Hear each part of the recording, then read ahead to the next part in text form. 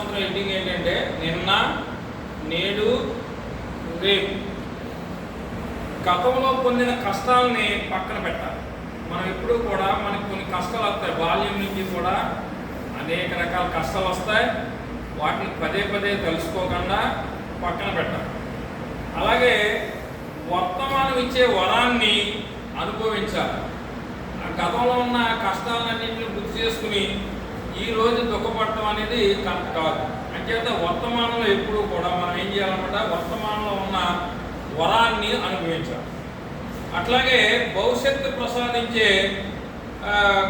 కానుకలుగా వేసి ఉండాలి. అంతేగాని భవిష్యత్తులో జరిగే కానుకల గురించి వేసి ఉండాలి. అంటే దీన్ని బట్టి ఎక్కువ వర్తమానంలో ఈ రోజు జీవితం ఈ రోజులో మనం పొందేలా చూసుకోవాలి. అట్లాగే గతాన్ని పశ్చాత్తాపం లేకుండా స్వీకరించాలి. అయ్యో ఈ పొరపాటు చేసాం, ఆ తప్పు చేసాం, ఈ తప్పు చేసాం అని మనం బాధపడకుండా గతంలో జరిగిన విషయాలన్నింటినీ కూడా పశ్చాత్తాపడకుండా వాటిలోంచి జరిగే అనుభవం తీసుకోవాలి. అలాగే భవిష్యత్తుని నిర్భయంగా ఎదుర్కోవాలి. భవిష్యత్తులో ఏమైపోతుందో అని భయంతో నా కొడుకు ఆవిడ ఏమవుతాడో, నా కూతురు ఏమవుతుందో, లేకపోతే నేనేమైపోతాను అని లేకుండా భయం లేకుండా భవిష్యత్తు గురించి జీవించడం ప్రయత్నం చేయాలి. అలాగే ఎంత విచారించినా గతాన్ని మార్చలేము.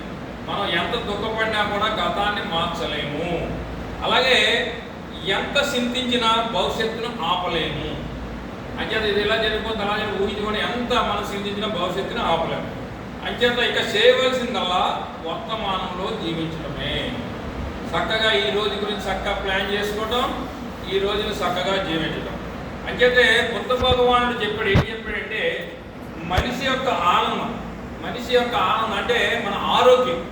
ఆనందమే కాకుండా ఆరోగ్యం ఎట్లా ఉందంటే గతాన్ని గురించి వ్యధ చెందడం కాదు. ఎవడైతే గతాన్ని గురించి ఎప్పుడు వ్యధ చెందుతాడో వాడు ఆరోగ్యం పాడైపోతుందని బుద్ధ భగవానుడు చెప్పాడు. బుద్ధ భగవానుడు ఏం చెప్పాడంటే ఎవరైతే రోజు గతం గురించి బాధపడతాడో అతని వ్యధ చెందుతూ ఉంటాడో ఆరోగ్యం మీద కూడా ప్రభావం చూపుతుంది. అలాగే భవిష్యత్తును కొంతమంది భవిష్యత్తును చిత్రీకరించి భయపడిపోతూ ఉంటారు. అంచేత వాళ్ళ ఆరోగ్యం కూడా క్షీణిస్తుంది. అంచేత వర్తమానంలో వివేకంతో శ్రద్ధతోని ఎవడైతే జీవిస్తాడో వాడి ఆరోగ్యం మాత్రం స్థిరముగా ఉంటుంది.